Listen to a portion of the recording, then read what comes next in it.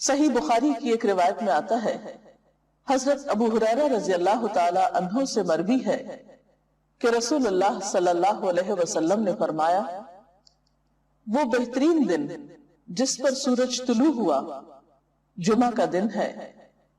اسی دن حضرت آدم علیہ السلام تخلیق کیے گئے، اسی دن جنت میں داخل کیے گئے اور اسی دن وہاں سے نکالے گئے، اور قیامت واقع نہیں ہوگی مگر جمعہ کے دن۔ تو اس سے پتہ چلتا ہے کہ جمعہ کا دن اسلامی تاریخ میں اہمیت کا حامل ہے۔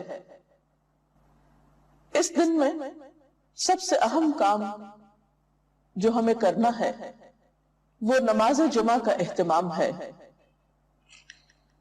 نماز جمعہ مردوں کے لیے ایک فرض عبادت کی حیثیت رکھتی ہے۔ حضرت جابر رضی اللہ تعالی عنہ سے روایت ہے کہ رسول اللہ صلی اللہ علیہ وسلم نے فرمایا، جو شخص اللہ اور یوم آخرت پر ایمان رکھتا ہو اس پر جمعے کے دن جمعہ پڑھنا فرض ہے، سوائے مریض کے، مسافر کے، عورت، بچے یا غلام کے۔ جو شخص کھیلنے یا تجارت میں بے پرواہ ہو اللہ بھی اس سے بے پرواہ ہو جاتا ہے، اور اللہ تعالیٰ بے نیاز تعریف والا ہے۔ تو اس سے پتہ چلتا ہے کہ جمعہ اپنی نماز جمعہ کے اعتبار سے بہت اہمیت کا حامل ہے، اور سوائے شرعی عذر کے جمعہ کو چھوڑ دینا انسان کے لیے محرومی کا سبب ہے ایک بہت بڑی خیر سے۔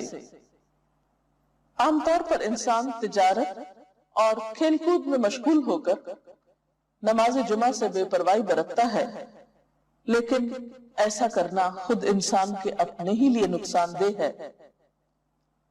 جمعہ کے دن ایک خاص گھڑی ہوتی ہے جس میں انسان کی دعائیں قبول ہوتی ہیں۔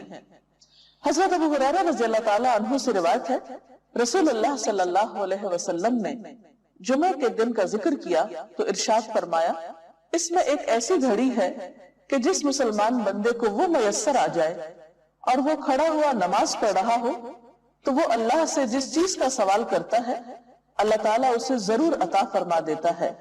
اور آپ نے اپنے ہاتھ سے اس گھڑی کے مختصر ہونے کا ارشاد فرمایا کہ وہ بہت لمبا یا طویل وقفہ نہیں ہوتا، طویل وقت نہیں ہوتا، بلکہ وہ ایک مختصر سی گھڑی ہوتی ہے۔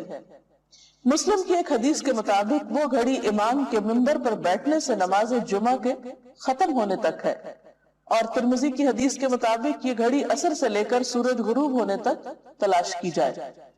اس سے پتہ چلتا ہے کہ یہ دو اوقات خاص طور پر جمعہ کے دن اہم ہیں جن میں اللہ تعالیٰ کا ذکر اور عبادت کی جانی چاہیے۔ نماز جمعہ کے علاوہ کچھ اور کام بھی جمعہ کے دن خاص اہتمام کے ساتھ کیے جانے چاہیے۔ ان میں سب سے پہلی چیز طہارت و پاکیزگی کا اہتمام اور اس کے لیے غسل کرنا۔ حضرت ابو سعید خدری سے روایت ہے کہ رسول اللہ صلی اللہ علیہ وسلم نے فرمایا، جمعہ کا غسل ہر بالغ شخص پر واجب ہے، یعنی اس سے اس کی اہمیت کا اندازہ ہوتا ہے۔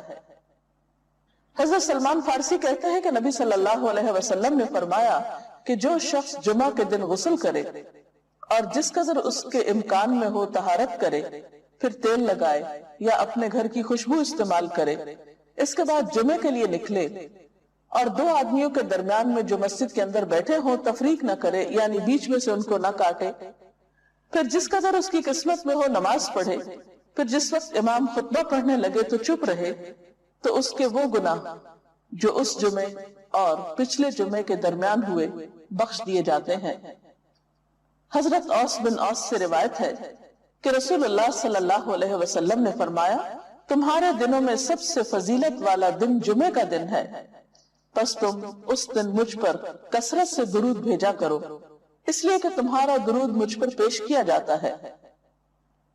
اس کے علاوہ سورۃ الکہف پڑھنا۔ آپ صلی اللہ علیہ وسلم نے فرمایا، جو شخص سورۃ الکہف کی تلاوت جمعے کے دن کرے گا تو آئندہ جمعے تک اس کے لیے ایک خاص نور کی روشنی رہے گی۔ سورۃ الکہف 15ویں پارے میں ہے۔ اجر و ثواب کے اعتبار سے بہت بہترین صورت ہے۔ اس کی ابتدائی 10 آیات کے پڑھنے والے کے لیے فتنہ دجال سے محفوظ رہنے کی خوشخبری بھی ہے۔ ان آیات کو یاد بھی کر لینا چاہیے۔ نماز جمعہ ایک فرض نماز ہے۔ قرآن پاک میں اللہ تعالیٰ فرماتے ہیں یا ایھا الذین آمنوا اذا نودی للصلاۃ من یوم الجمعۃ فسعوا الی ذکر اللہ وذروا البیع ذالکم خیر لکم ان کنتم تعلمون۔ اے لوگوں جو ایمان لائے ہو، جمعہ کے دن نماز کی آذان دی جائے تو تم اللہ کے ذکر کی طرف دوڑو اور خرید و فروخت چھوڑ دو، یہ تمہارے حق میں بہت ہی بہتر ہے اگر تم جانتے ہو۔ یعنی باقی تمام کام کاج چھوڑ کر عبادت کی غرض سے نماز جمعہ کے لیے مسجد میں حاضر ہونا چاہیے۔ آپ صلی اللہ علیہ وسلم نے نماز جمعہ کی فضیلت بیان کرتے ہوئے فرمایا، جس نے وضو کیا اور اچھے طریقے سے وضو کیا، کیونکہ بعض اوقات ہم تیزی میں وضو کرتے ہیں، کونیاں خشک چھوڑ دیتے ہیں یا پاؤں کی ایڑیاں خشک رہ جاتی ہیں، یا اسی طرح چہرے کو پوری طرح نہیں دھوتے یا صاف نہیں کرتے، تو اس سے وضو صحیح طور پر مکمل نہیں ہوتا۔ تو آپ صلی اللہ علیہ وسلم نے اچھی طرح وضو کرنے کا حکم دیا، فرمایا کہ پھر وہ شخص جمعہ پڑھنے کے لیے آئے اور کان لگا کر خطبہ سنے اور خاموش رہے تو اس کے اس جمعے سے دوسرے جمعے کی درمیانی مدت اور مزید 3 دن کے گناہ معاف کر دیے جاتے ہیں۔ اس میں آپ دیکھ رہے ہیں کہ خاص طور پر خطبے کے وقت خاموشی کا ذکر ہے، کیونکہ اس وقت توجہ کے ساتھ بات سننا نہایت ضروری ہے۔ ایک اور حدیث میں یہ بھی آتا ہے کہ اگر کوئی شخص کسی دوسرے کو خطبے کے دوران یہ کہتا ہے کہ تم چپ ہو جاؤ، یعنی چپ کرانے کے لیے بھی بولتا ہے، تو اسے بھی ایک لغو بات شمار کیا گیا اور ناپسندیدہ قرار دیا گیا۔ نماز جمعہ نہ پڑھنے والوں کے لیے آپ نے وعید بھی سنائی۔ حضرت ابو ہریرہ اور حضرت ابن عمر سے روایت ہے، انہوں نے رسول اللہ صلی اللہ علیہ وسلم کو اپنے منبر کے تختوں پہ یہ فرماتے ہوئے سنا کہ لوگ جمعے چھوڑنے سے باز آ جائیں، ورنہ اللہ تعالیٰ ضرور ان کے دلوں پہ مہر لگا دے گا، پھر وہ یقیناً غافل لوگوں میں سے ہو جائیں گے۔